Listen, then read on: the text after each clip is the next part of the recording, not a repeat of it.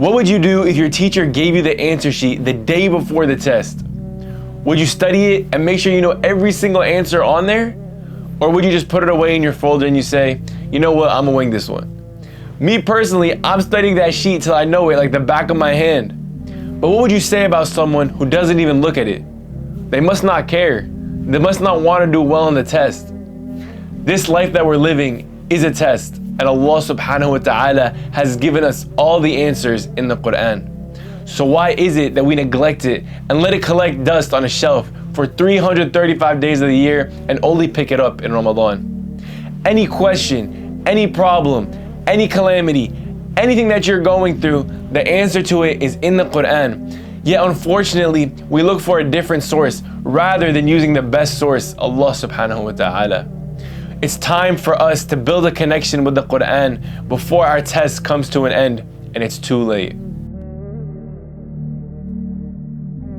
So how can we make sure that we're using this answer sheet that Allah subhanahu wa ta'ala gave us correctly?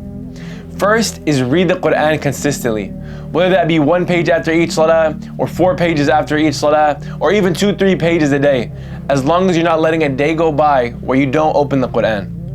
Second is try to understand what you're reading. Understand the Quran. You can do this by reading tafsir and translation, or by watching videos online of shuyukh explaining the meaning of the Quran.